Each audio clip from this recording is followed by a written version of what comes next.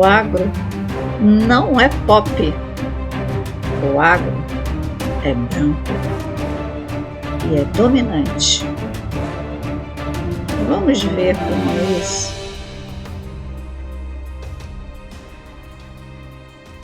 Lembrando, se alguém está chegando agora, vendo essa live pela primeira vez, veja a primeira parte, onde eu começo lendo um pequeno trecho do livro A Elite do Atraso, de G.C. Souza, buscando fazer um paralelo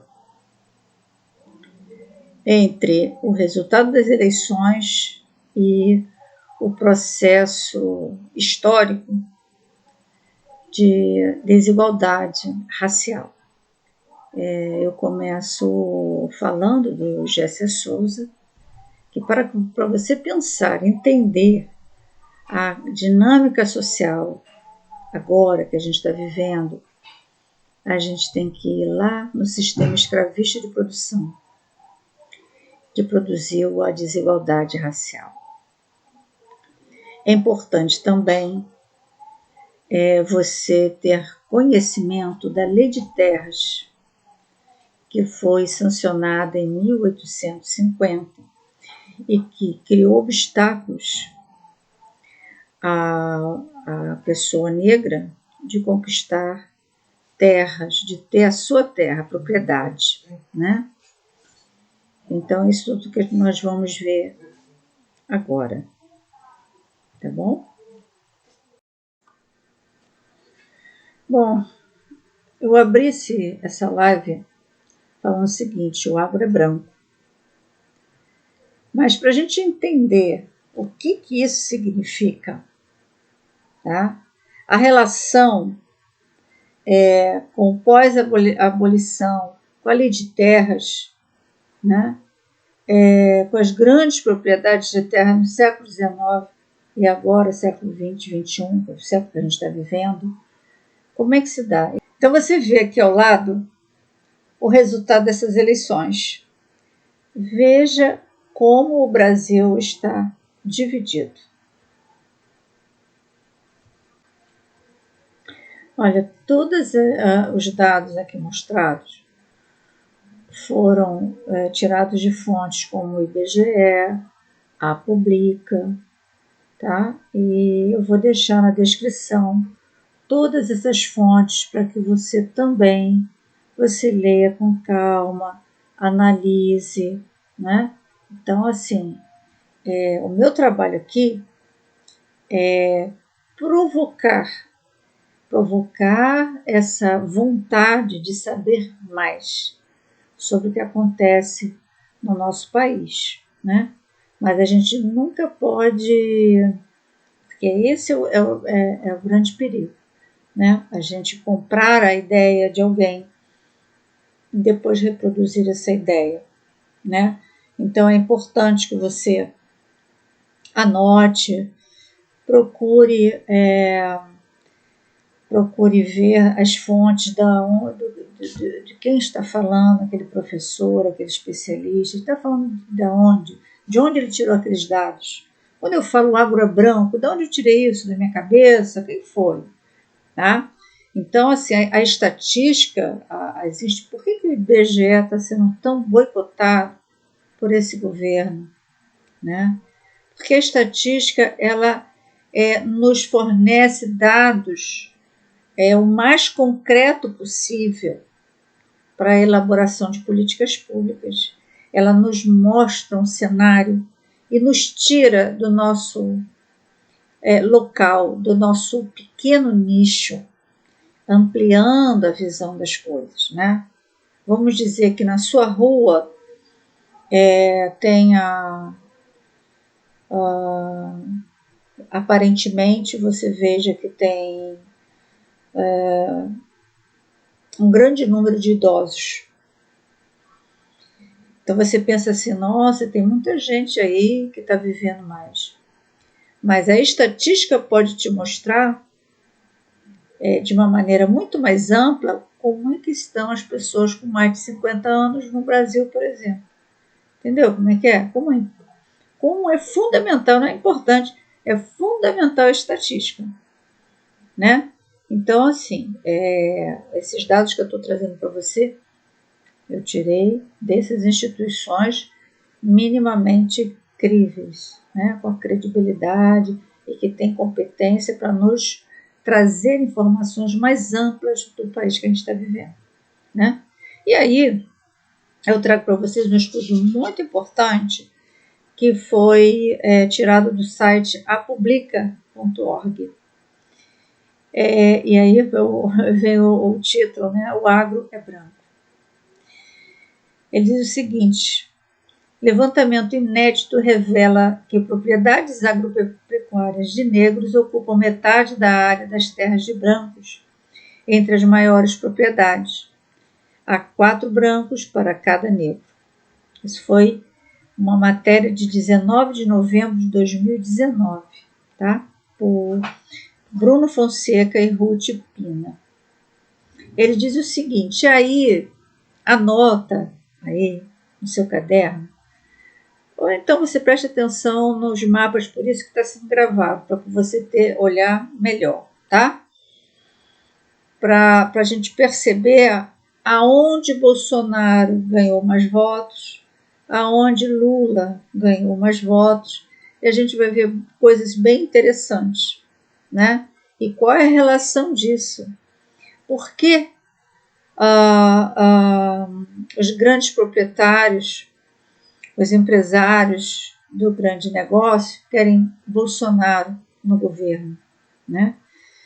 Então vamos lá.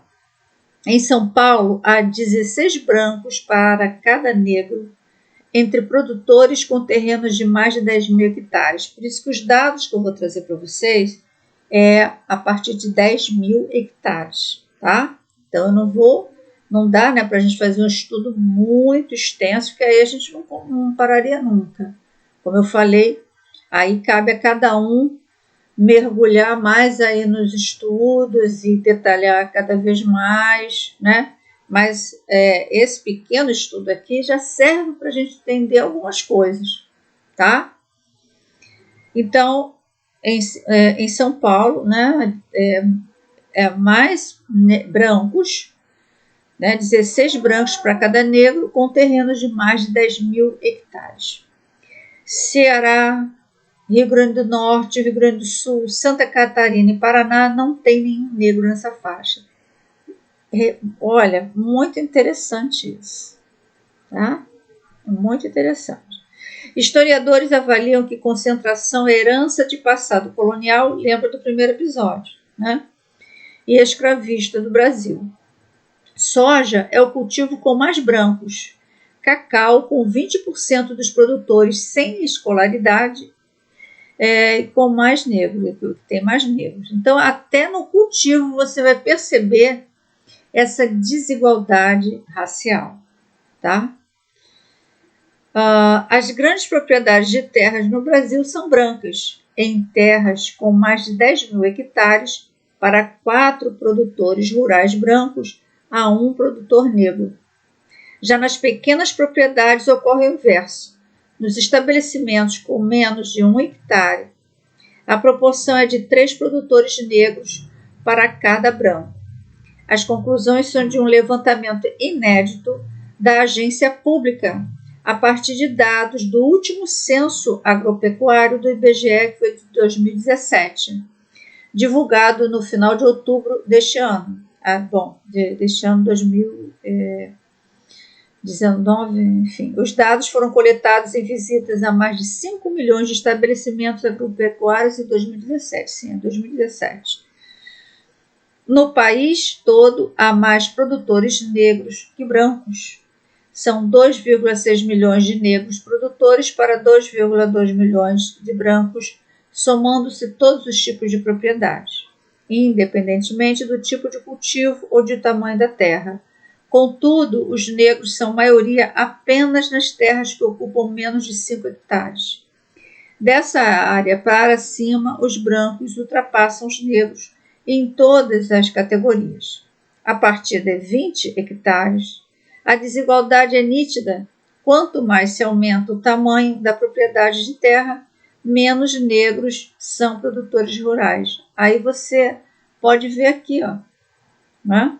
Você pode ver como se dá os estados com mais concentração de terra. A gente vai ver mais adiante também, né? E como Bolsonaro e Lula vão se inserindo a partir desses dados, entendeu? Entendeu? Mais uma vez, você vê aqui na tabela, ela é bem clara, né? O resultado da desigualdade de distribuição de terra no Brasil é significativo. Produtores brancos ocupam 208 milhões de hectares, quase 60% de toda a área das propriedades rurais registradas pelo IBGE. Os negros, mesmo sendo a maioria dos produtores rurais, ocupam menos da metade da área dos brancos, 99 milhões de hectares, ou 28% da área total de estabelecimentos rurais. Em 5 estados brasileiros, todos os produtores de estabelecimentos com mais de 10 mil hectares são brancos. Não há um único negro nesse grupo nos estados do Ceará, Rio Grande do Norte, Paraná, Santa Catarina e Rio Grande do Sul. No Mato Grosso, estado com maior número de fazendas, com mais de 10 mil hectares, há 5 brancos para cada negro nesses estabelecimentos. O único estado com mais negros entre os produtores de terras nessas dimensões é o Amapá, em que há 8 negros com terras de mais de 10 mil hectares para 6 brancos nessas condições. Então, isso é uma exceção. E aí, nós estamos analisando aqui o resultado das eleições, né? E pensa bem o seguinte, naquela reunião de 22 de abril de 2020, eu aqui, gente, aqui, ó, tempinho, não estou falando da questão indígena, né? Só estou falando aqui questão racial entre brancos e negros. Ainda nós temos a questão indígena, tá? E ele fala, vamos aproveitar que a mídia está só pensando em Covid para passar boiada, né? Ou seja, flexibilizar a legislação que até então protegia o meio ambiente, toda essa questão do agronegócio, né, da agricultura familiar. Então, não é a questão, gente, não é só o voto, não é muito mais profundo que isso, e é isso que a gente está tentando aqui pensar, não é? Eu sempre falo da agenda histórica, eu sempre falo que um governo responsável, ele vai realmente, não é dar prioridade, mas ele vai dar muita atenção à agenda histórica, às minorias, né? Essa questão, e olha, ainda tem aqui, dentro da questão racial com os negros, nós temos os quilombos, né? O Instituto Palmares, uma das atribuições desse instituto, né, era capacitar ali, dar elementos para garantir a propriedade daquelas pessoas, né, daquela população que se estabeleceu nesses lugares já desde o século XIX, né? Então, tudo isso está em profundo risco, né? Então, os quilombos, as terras indígenas, né? A proteção à biodiversidade, aos animais, enfim, o leque é imenso, né? Então, o que eu estou trazendo para vocês é muito pequeno, eu até peço desculpas, mas então é importante que a gente, pelo menos, a gente comece a perceber de uma forma mais simples, né? Perceber o que está envolvido, né, nessas eleições, né, no fato de terem eleitos pessoas que não estão comprometidas com a agenda histórica. É isso que a gente está tratando, né? Então você pode ver aqui, ó, por essa tabela, né? Em amarelo nós temos o quê? A população negra. O que o Gessé de Souza falou? Né? O que o Gessé de Souza falou? Né? Para a população negra liberta, né? Restou aqueles que estavam na cidade, tiveram até um pouco mais de oportunidade, mas quem já trabalhava no campo só conhecia isso, e ali foi tentar se fixar no campo, né? Só que os grandes fazendeiros, até os senhores de terras, né? Até a partir da lei de terras, ele vai garantir que o negro não tenha acesso à terra, né? E mesmo aquela população negra que tinha se fixado na terra, sem a compra, sem nada, ele acaba perdendo essa terra, ele é expulso dela depois da lei de terras. A lei de terras daria até uma live só para falar sobre isso, né? Mas enfim, então você repara, olha só, e aí você vai ter um resultado muito interessante, que daria também outra conversa para a gente entender o que levou essa população a votar desta maneira, né? Porque, veja bem, olha, Ceará, Rio Grande do Norte, Rio Grande do Sul, Paraná, Santa Catarina, só tem brancos, né? E aí nós vamos ter a vitória do Lula, uma expressiva vitória no Ceará e no Rio Grande do Norte, né, na faixa dos mais de 60% dos votos, né? E Bolsonaro bem pequeno. Então, essa é a primeira surpresa, vamos dizer assim, num cenário de concentração de terra e de agronegócio, tá? Depois você vai ter, olha, lá embaixo, tá? Se não me engano, é Pará, né? Amazonas, Pernambuco e Amapá, você vai ter a vitória de Lula, né? Lá embaixo, onde você tem a maioria negra. Por que será? Então é isso que eu quero chamar a atenção, né? A população negra, ela no governo Lula, ela teve um avanço nas políticas afirmativas, tanto na área da educação quanto na área da saúde, né? Nessa questão de terras, né? Então, não é questão de privilegiar um segmento ou outro, eu sempre chamo atenção para isso, né? Você tentar equilibrar, né? Superar essa desigualdade construída historicamente, né? Então, a gente percebe aqui pelas escolhas, pela votação das pessoas, né, também o que foi feito para esses segmentos, né?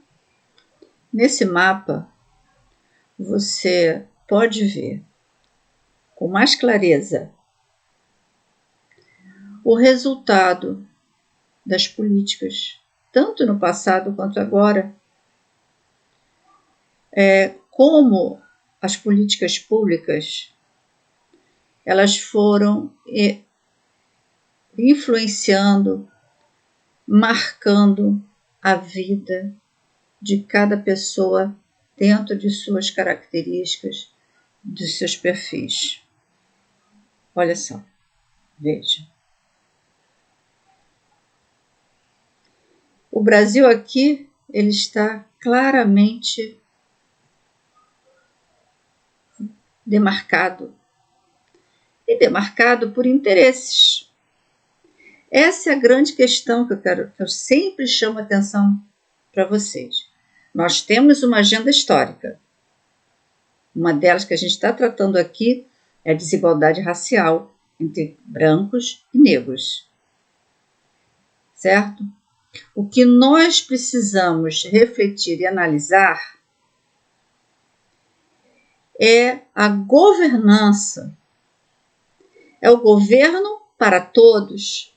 É a capacidade, a qualidade, a responsabilidade de um governante de pensar, de governar, buscando atender os interesses de toda a sociedade.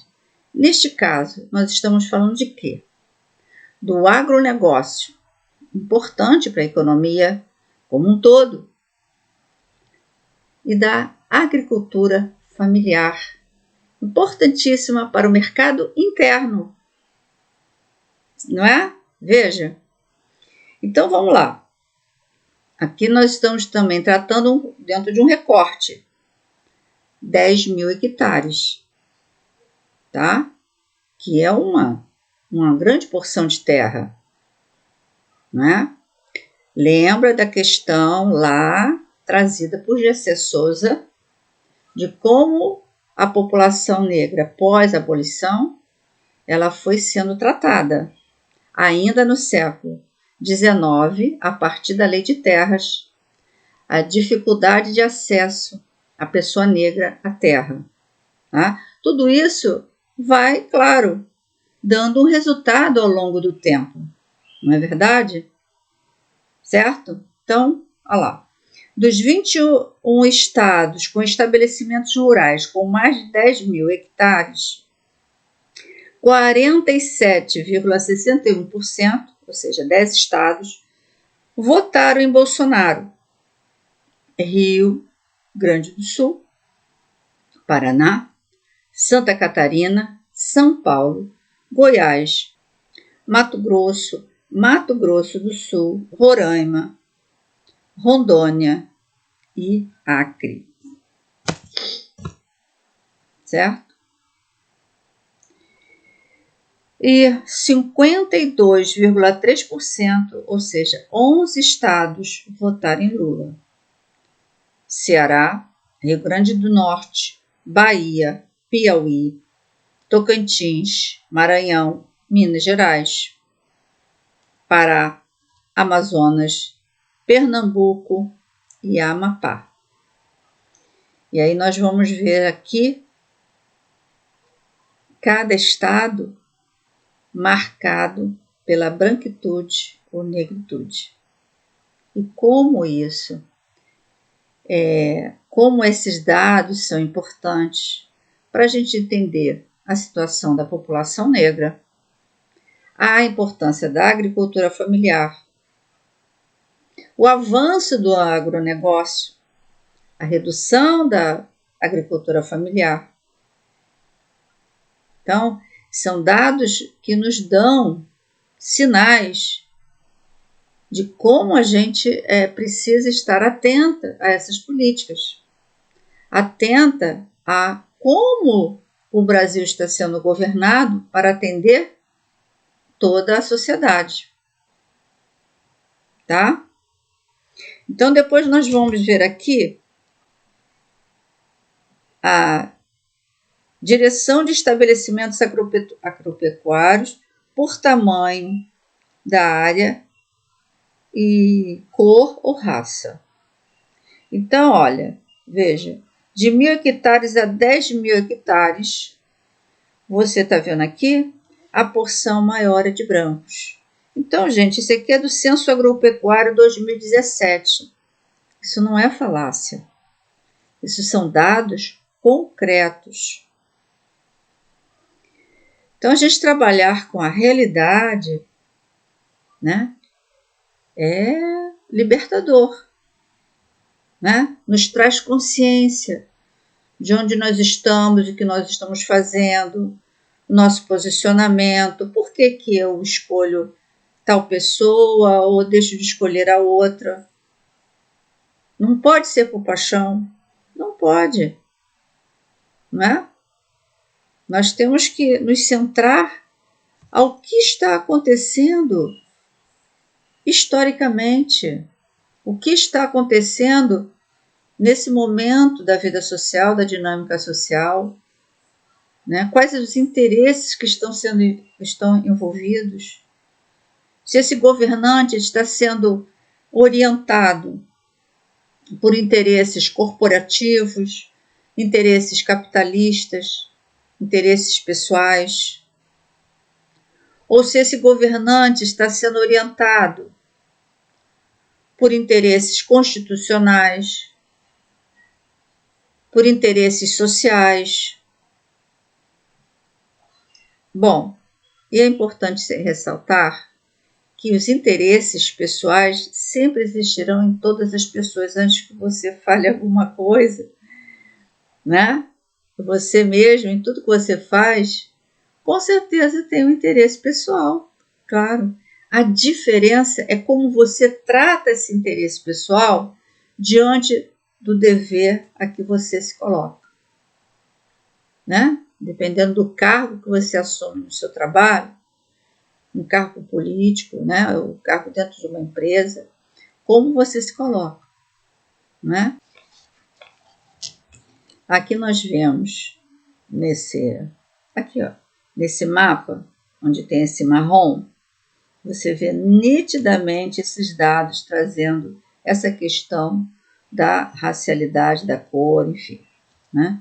Então, vamos lá. Quem são os donos? Levantamento mostrou que os brancos têm mais de 50% das propriedades em 9 estados, enquanto os pardos são a maioria dos proprietários em 14 estados. Então, você tem aqui Amazonas, Pará, todo o Nordeste, Amapá, Roraima.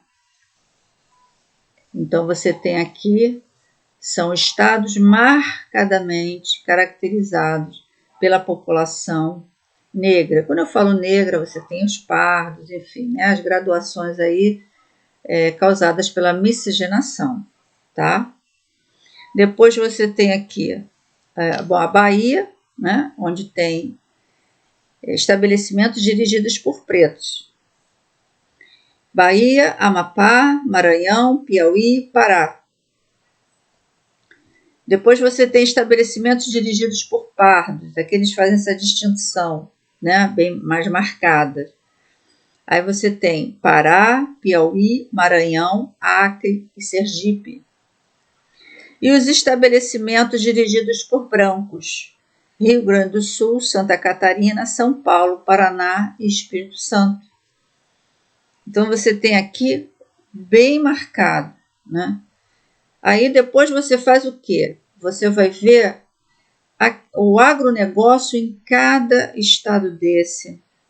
Aonde o agronegócio é maior, né? Quais os interesses ali envolvidos, né? Quais as políticas feitas para atender tanto o agronegócio quanto a agricultura familiar, não é? Quando você pega esse mapa, onde está dividido aqui, mostrando a questão da cor, aí você faz essa comparação com a votação, o que você descobre? Olha só. Nos estabelecimentos dirigidos por pretos e pardos, você tem aqui Bahia, Amapá, Maranhão, Piauí, Pará e Pará. Todos votaram em Lula. Por quê? Depois você tem o Sergipe, eu não vi, não pesquisei antes. Sergipe ficou de fora aqui da nossa pesquisa, porque eu não pesquisei, né? Desse grupo de pardos, somente o Acre votou em Bolsonaro.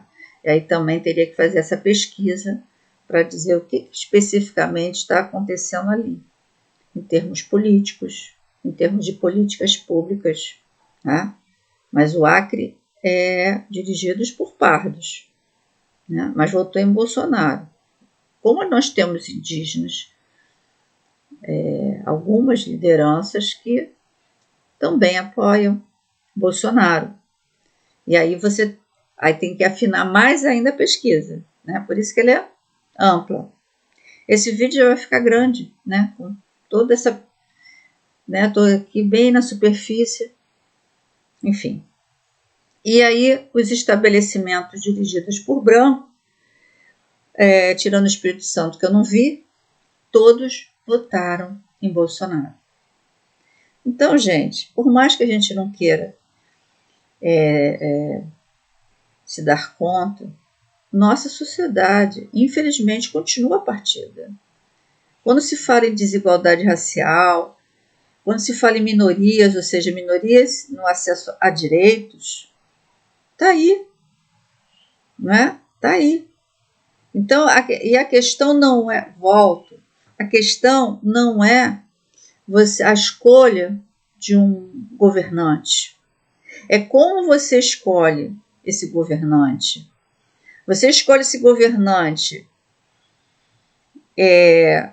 com a visão de que ele governará para todos, ou seja, ele vai atender seus interesses políticos, sociais e econômicos, ou você vota para você conquistar mais em cima do outro? Essa é a questão.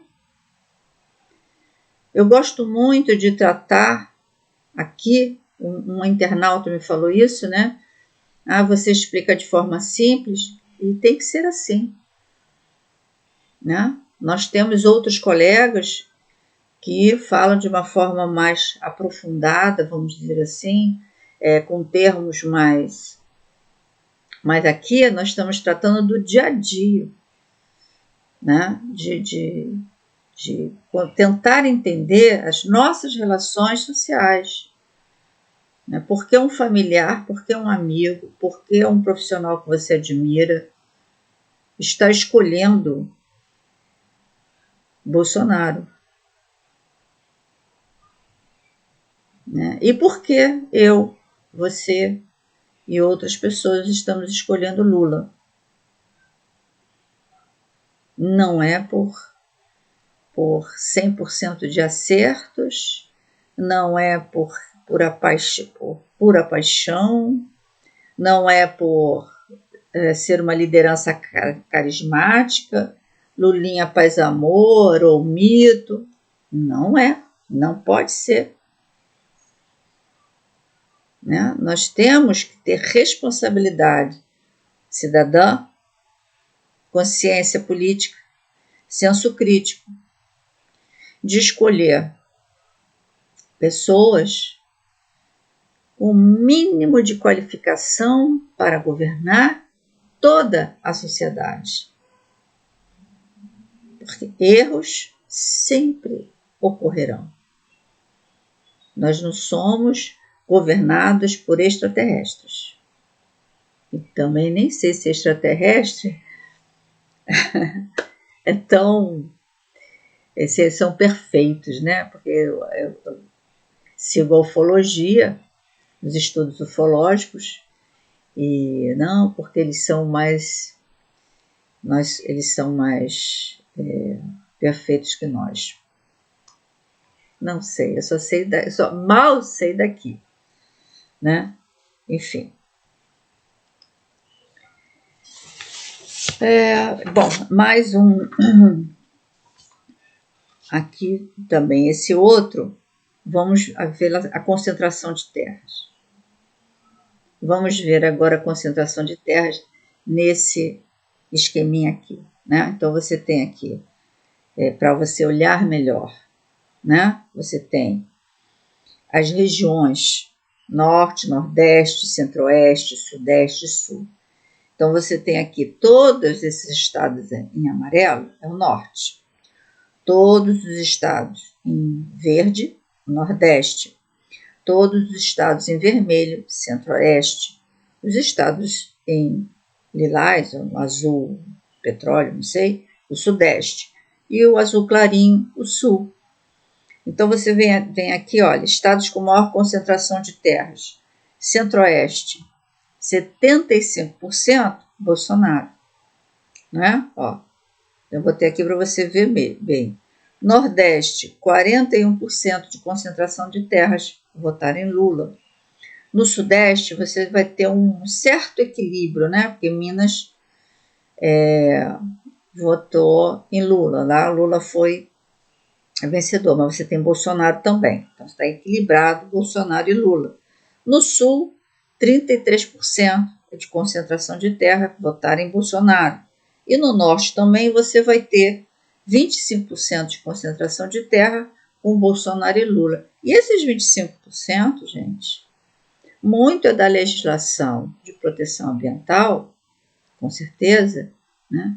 E que o Ministério de Meio Ambiente, né, junto com Bolsonaro, é claro, liderado por Bolsonaro, quer desregulamentar para aumentar, né, a proporção de terras para o agronegócio, né? E aí você tem aqui de novo esse mapa da cor, né? Então você tem aqui, ó, toda a região região norte, região nordeste, são pessoas negras, né? A população negra, marcadamente negra. E depois você vai ter o centro-oeste, né? Que é de maioria brancas, né? Brancas, e aqui o Mato Grosso você vai ter sem maioria absoluta, né? Então você vai ter brancos e negros, enfim, e pardos, mas você vai ter aqui toda essa parte onde Bolsonaro lidera de brancos, né? Então, esses dados são importantes para a gente analisar com cuidado quem está. E eu não estou falando aqui da parte comportamental de todo o discurso que marca esse governo Bolsonaro. Eu estou trazendo aqui para vocês a questão da agricultura, que é uma questão importante, e eu confesso a vocês que eu nunca trabalhei, né? Eu sempre trabalhei mais a questão comportamental, mas que é importante que a gente se debruce, tente entender, né? Então, eu estou compartilhando aqui com vocês essas pequenas pesquisas, mas que já nos dá a amplitude, né? Uma maior visão do que o nosso Brasil é, de como ele está e como ele precisa melhorar, né?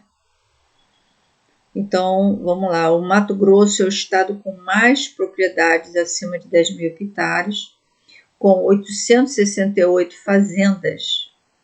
Em segundo lugar fica o Mato Grosso do Sul, com 341 latifúndios. Os dois votaram em Bolsonaro. O Pará fica em terceiro lugar em número de latifúndios, com 188 estabelecimentos rurais de 10 mil hectares ou mais. E eu não fiz pesquisa sobre trabalho escravo. Eu não fiz isso. Você pode fazer. O que acontece nessas fazendas? Não estou falando de todas, tá? Eu estou aqui, me recordei agora de notícias sobre trabalho escravo, né? Então, latifúndios, o Pará fica em terceiro lugar em número de latifúndios, com 188 estabelecimentos rurais de 10 mil hectares ou mais. Entretanto, com uma média de tamanho de 300 quilômetros quadrados por latifúndio, equivalente a 42 mil campos de futebol, o estado registra os maiores latifúndios do país. Bahia, Minas Gerais e São Paulo possuem mais de 100 propriedades com mais de 10 mil hectares. Maior percentual de área dedicada à agricultura nas mãos de menor número de proprietários de terras. Essa concentração de terras no Brasil, comprovada pelo Censo Agropecuário 2017, tem como consequência a redução das áreas ocupadas pela agricultura familiar e menor número de postos de trabalho nas pequenas propriedades. É essa a nossa preocupação. Então, nós percebemos o quê? Não há equilíbrio no campo.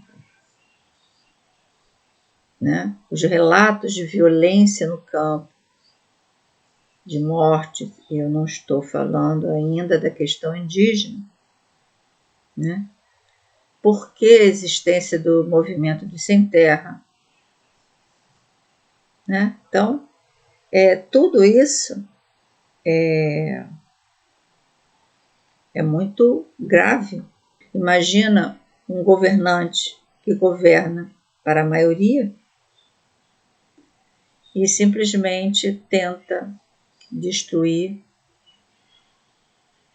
o resto da sociedade que não está dentro, né, desses parâmetros. É muito grave isso, né? Muito grave. Bom, após você ter visto o primeiro episódio, onde eu fiz a leitura de 3 páginas, 3 pequenos pontos ali colocados por Gessia Souza sobre a condição da pessoa negra no século XIX e o impacto causado pela Lei de Terras,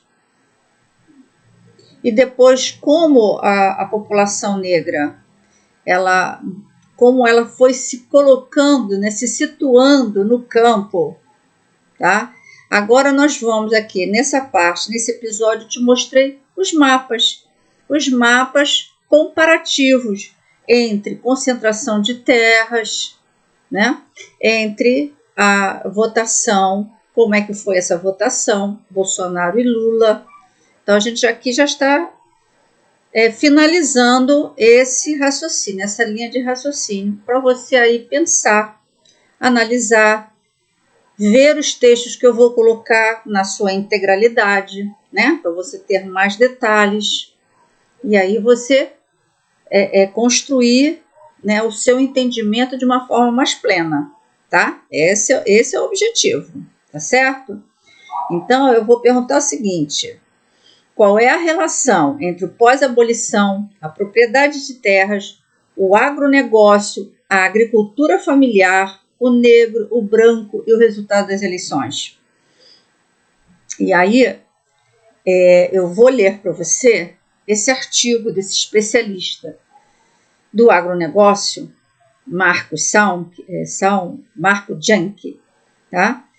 Que ele fala que é uma falácia essa relação, essa crítica, né, que se faz ao agronegócio e à agricultura familiar, em relação à agricultura familiar, né? Então a gente vai ver, falácia isso ou não, né? Então, se a gente seguir os fatos concretos, né?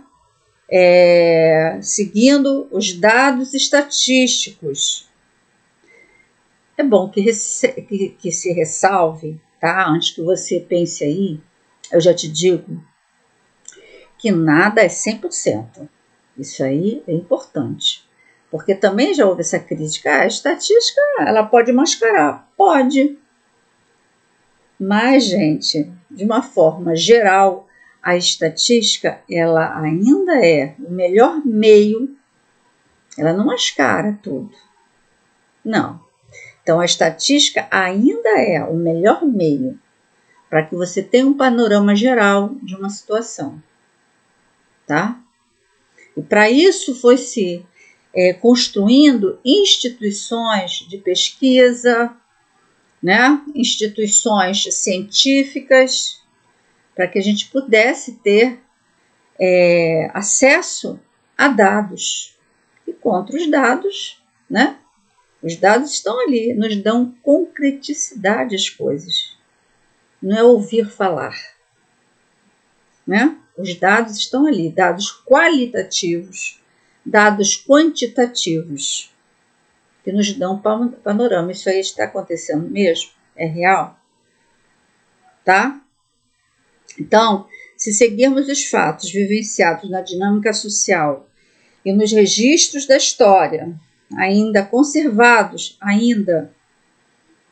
porque as pessoas que hoje estão nas instituições sociais colocadas por este governo não são confiáveis, não são qualificadas, né? Em sua maioria.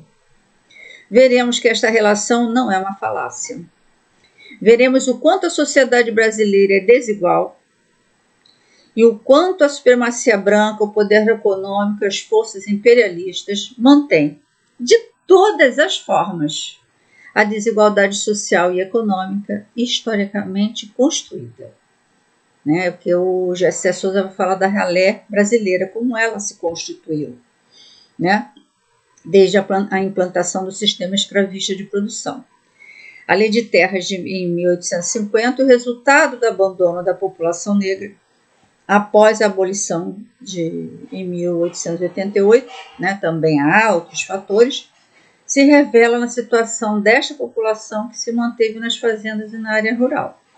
Então, agora, eu vou ler para vocês esse artigo que eu estou falando toda hora, né? Então, o título desse artigo ele foi escrito em 23 de janeiro de 2017, ano da reforma trabalhista, né? O título é Agricultura Familiar versus Agronegócio é uma falácia e um besterol. Por Marcos Sauer Jank.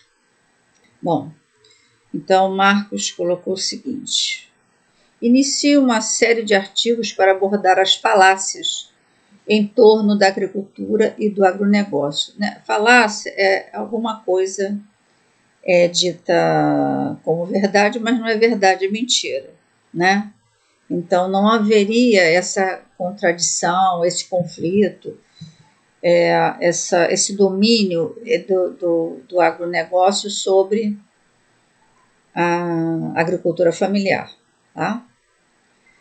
Falácia é um argumento logicamente inconsistente, sem fundamento, inválido ou falho na tentativa de provar o que alega. Boa parte dessas falácias nasce nas salas de aula do ensino médio, propagadas por professores desinformados e material didático questionável. Outras propagam-se na forma de chavões repetidos por formadores de opinião e veículos da mídia. Outras derivam de posições divergentes de autoridades e órgãos governamentais daquilo que se costuma chamar de fogo amigo. Exemplos de polêmicas falaciosas que foram se firmando com o tempo são o agronegócio contra a agricultura familiar, a produção de grande escala contra os pequenos produtores, os fazendeiros contra os assentados, a tecnologia intensiva contra a natureza. Entram também na lista de inverdades, as inverdades sobre moniculturas, transgênicos, defensivos agrícolas, antibióticos, bem-estar dos animais e outros temas. Comecemos hoje com a falácia que opõe o agronegócio e a agricultura familiar, que costuma gerar um filhote igualmente falso. Os grandes produtores contra os pequenos. As duas dicotomias não têm o menor fundamento. Para começar, a palavra agronegócio vem do termo em inglês agrobusiness, que não passa de um marco conceitual criado para delimitar os sistemas integrados de produção de alimentos, fibras e bioenergia. 6 décadas atrás, em 1957, aí ele vai falando um monte de coisa e tal, não vou ler ele em plenitude, vou deixar para vocês lerem depois, tá? O agronegócio nasce no melhoramento genético de plantas e animais e termina no consumo dos produtos finais, alimentos, bebidas, roupas, produtos de celulose, etc. Milhares de pequenos produtores familiares no Sul estão hoje profundamente integrados às cadeias produtivas de grãos, lácteos e carnes na região, comprando insumos e vendendo matérias-primas para agroindústrias processadoras, são parte fundamental do agronegócio brasileiro. Já grandes propriedades sem nenhuma produção não fazem parte do agronegócio. Portanto, não é a escala que determina quem vai sobreviver, mas sim a integração e eficiência. Vale lembrar que o Brasil é um dos países com maior mobilidade social agrícola do planeta. Barões do café quebraram na crise de 1929, ao mesmo tempo em que imigrantes italianos e japoneses pobres que vieram colher café no interior de São Paulo se tornaram os grandes produtores de cana, açúcar, etanol, hortaliças, algodão e outros produtos. Pequenos agricultores familiares do Sul migraram para o Centro-Oeste nos anos 70, abrindo a fronteira agropecuária do Cerrado, ganhando escala, construindo estradas, cidades, histórias fascinantes que nunca foram bem contadas e reconhecidas. Em suma, a maior parte dos grandes produtores de hoje é constituída por migrantes e pequenos produtores do passado. Ele esqueceu, ou talvez ele esqueceu, né? Ou ele omitiu os dados, né? Que nós vimos rapidamente, de uma forma rápida, essa desigualdade racial do campo, né? Mas eu faço aqui primeiro uma correção, tá? Porque não é migrantes italianos e japoneses, imigrantes, porque eles vieram dos países deles, da Itália, do Japão, para o Brasil, tá? Migrante é quando é dentro do interior, de um estado para outro, migrante, né? Isso é uma coisa. A outra coisa é que os libertos, né, eles foram... esqueci a palavra. Os libertos foram...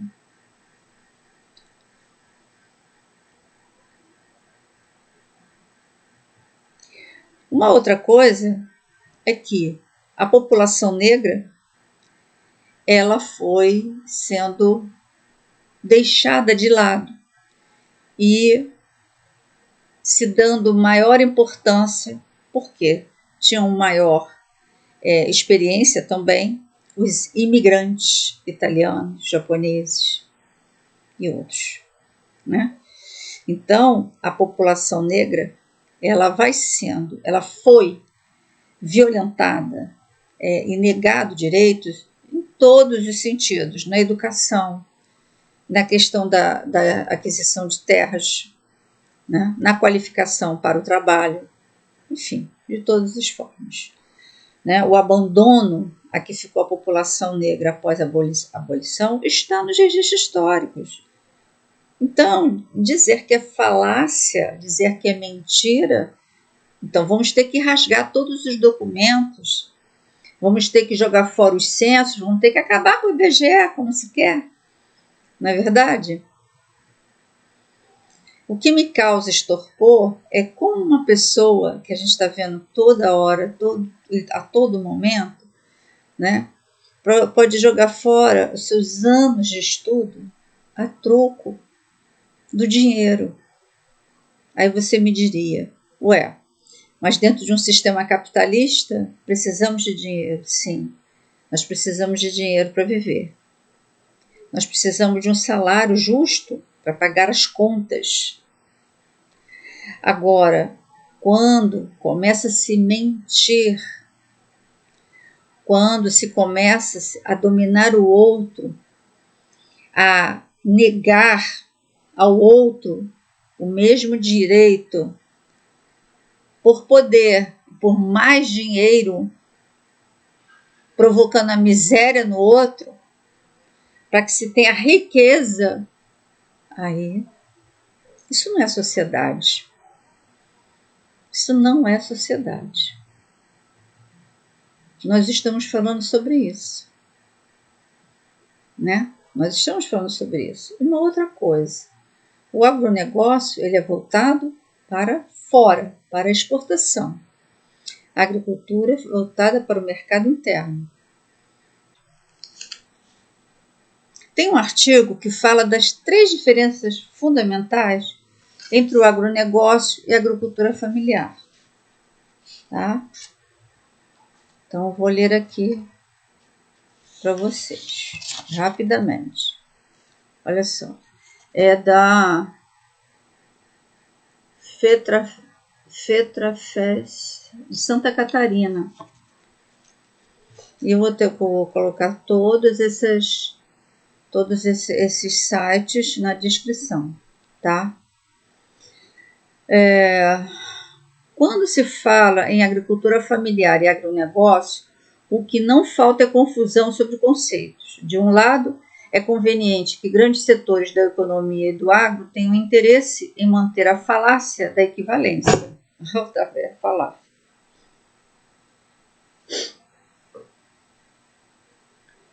Mas é importante que você saiba que os dois modelos não apenas são diferentes, mas incompatíveis e até opostos entre si. Portanto, se você ainda acredita que a agricultura familiar é parte do agronegócio, como diz o Marco Junk, veja aqui 3 diferenças fundamentais que mudarão sua visão. 1. Equilíbrio e descontrole. Existem contradições importantes entre a agricultura familiar e o agronegócio, inclusive quando se fala em meio ambiente e ecossistema. Trabalhadores e trabalhadoras da nossa agricultura focam na produção de diversas culturas em extensões territoriais pequenas, a chamada policultura. Como não há necessidade de desmatar, por essência, nossa agricultura familiar preserva rios, solo, flora e fauna, sem esquecer de proteger os insetos polinizadores.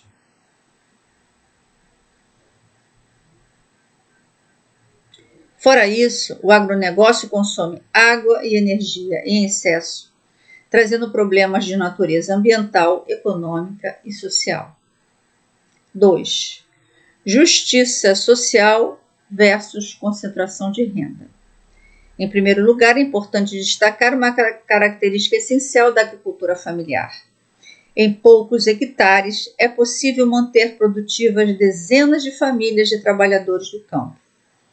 Em outras palavras, esse modo de produção garante a sobrevivência e autonomia de mais de 5 milhões de famílias agricultoras do país, segundo o Instituto Brasileiro de Geografia e Estatística, o IBGE. Além disso, a agricultura familiar gera mais de 10 milhões de empregos, segundo o Censo Agropecuário de 2017. Para você entender melhor, a capacidade de trabalhadores do campo de gerar renda em uma pequena propriedade é proporcionalmente maior à rentabilidade de qualquer grande fazenda. A agricultura familiar incentiva a economia solidária e gera mais de 70% dos empregos no campo, número que sobe para 90% em municípios de pequeno porte, segundo o IBGE. E agro? Não gera emprego? O agronegócio trabalha com plantio e colheitas mecanizadas, reduzindo a demanda de contratações. Também, para uma monocultura ser lucrativa, um único proprietário necessita de uma grande extensão de terra, o que concentra grandes propriedades em poucas mãos. Além disso, por conta de todos os incentivos fiscais e isenções, o agro gera poucas receitas tributárias aos municípios e estados. Ainda que a agroindústria seja responsável pelo emprego de operários em seus frigoríficos, com fases nas cadeias de produção que exigem intervenção humana, na prática, o agronegócio explora a mão de obra barata e adoece o trabalhador. 3. Comida de verdade versus commodities. Já se perguntou por que a fome aumenta no Brasil, mesmo com números recordes no agronegócio? A resposta não é difícil. 70% dos alimentos que o Brasil consome vêm da agricultura familiar. É por isso que agricultores e agricultoras familiares são grandes protagonistas da soberania e segurança alimentar do nosso país. Entretanto, diversos programas como PRONAF, PNAE e PAA sofreram diversos cortes nos últimos anos, ou seja, Sem incentivos, com a produção mais cara e enfrentando estiagens recorrentes, esses trabalhadores não conseguem manter a produção. O resultado é a escassez da comida de verdade e o preço alto dos alimentos disponíveis. Junto isso ao aumento do desemprego e a queda da renda do povo, e eis o motivo do avanço da fome do país. Agro não produz comida. Na contramão da produção familiar, o agronegócio não produz alimento para a nossa população, e sim commodity, em tradução livre, mercadoria.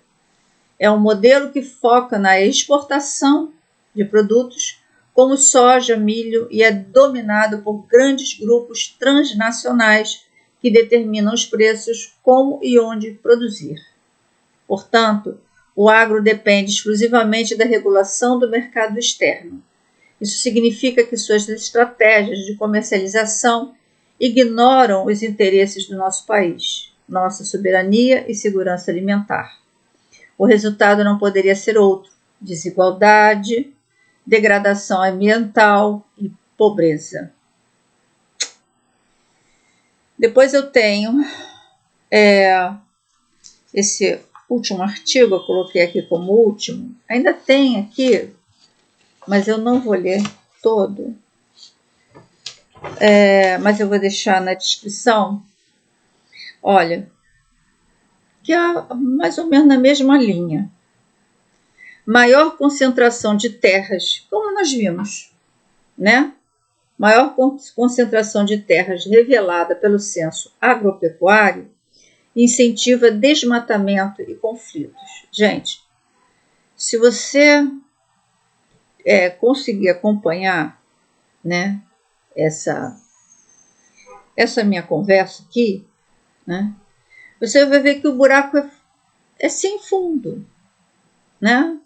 Porque cada pontinho que a gente aborda, aquilo ali exigiria, né? Então é uma rede para a gente conseguir dar conta. Por isso que é tão difícil. E às vezes as pessoas, né, é mais fácil. Você comprou uma ideia vinculada, uma ideia falsa, mentirosa, vinculada nas mídias, eu vou dizer, golpistas, né? Do que você, de repente, nem sabe aonde procurar, né? Nem sabe onde procurar. Enfim, mas tá aqui. Pessoas como eu, profissionais como eu, a gente tenta um pouquinho mostrar as coisas, né? Então, eu tenho aqui 2 artigos. Um do Repórter Brasil e o outro é o do Tetricontinental, tá? Também sempre trazendo os dados do IBGE, né? Aqui, do maior concentração de terra. Levantamento do IBGE comprova o avanço do agronegócio em detrimento da agricultura familiar. Para especialistas, o problema agrava a destruição ambiental e violência no campo. Né? E, entre os 2 censos agropecuários, houve uma redução de 9,5% no número de estabelecimentos da agricultura familiar, enquanto no agronegócio o crescimento foi de 35%, afirma Júnior Dias, economista e técnico do DIEESE, no Departamento Intersindical de Estatísticas e Estudos Socioambiental, com base nos números levantados pelo Censo Agropecuário. Tá? E aí vai. E esse aqui, o avanço do agronegócio sob o governo Bolsonaro. É um artigo de 5 de junho de 2019. Tá? Ele já fala em avanço Bolsonaro. Esse mês, junho, né, damos início aos informes bimestrais do nosso Observatório da Questão Agrária, A ideia é sistematizar o acompanhamento permanente que já fazemos do setor agrário no Brasil, buscando tendências e contradições, né? E aí ele vai falando, olha, ele fala aqui do desmonte das políticas ambientais. Aí vamos lá relembrar a reunião do dia 22 de abril de 2020. Então, um ano antes, esse Observatório da Questão Agrária já sinalizava a destruição do meio ambiente. Então, gente, é porque as pessoas estão mergulhadas na sobrevivência, no trabalho. Chega em casa, não tem mais cabeça, está cansado, esgotado. Ele quer descansar, ele quer relaxar, né? Porque para você ficar aqui pensando na política... eu tenho uma amiga que ela falou assim, eu não gosto de política, eu nem vou votar, né? E eu penso assim, né? Eu fiquei quieta, não falei nada, mas eu falei, meu Deus, você pode não gostar de política, né? Ou seja, você não se interessa pela sua cidade, ou você tem cansaço, preguiça, seja lá o que for, mas as políticas, elas vão te alcançar. Você deixa de votar para um outro com menos responsabilidade, com menos senso de solidariedade, vai votar por você, vai votar numa pessoa sem nenhum escrúpulo, nenhum, como a gente está vendo aqui nesse governo, não é?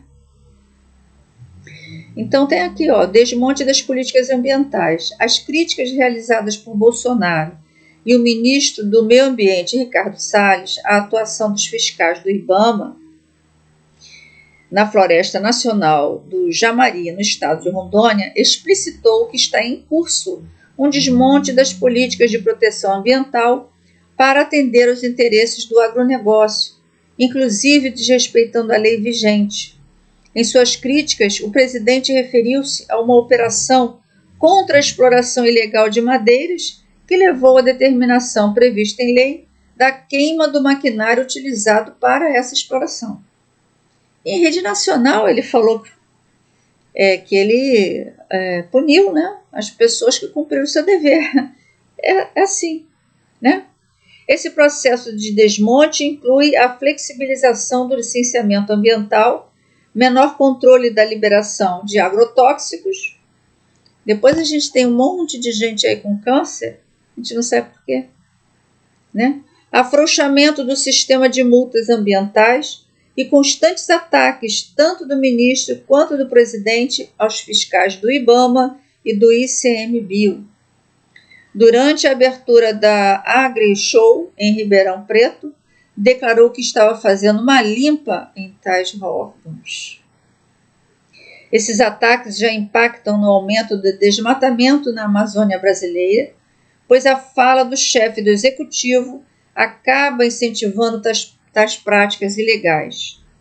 Segundo estudo do Instituto de Pesquisa Amazon, citado pela reportagem da revista Época de 5 de maio de 2019, de agosto de 2018 a março de 2019, já ocorreu desmatamento de 1.974 quilômetros quadrados de vegetação amazônica. Lembra que o diretor, quando... eu esqueci o nome dele, infelizmente. Eu vou ver aqui.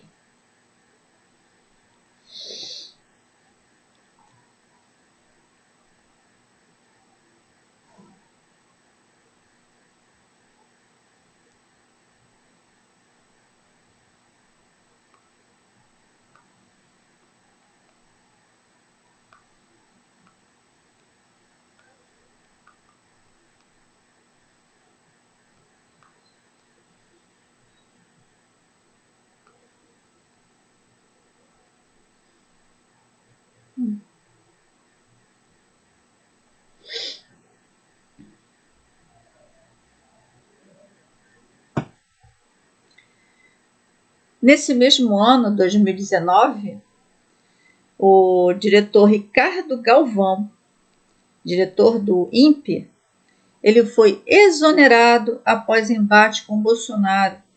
Por quê?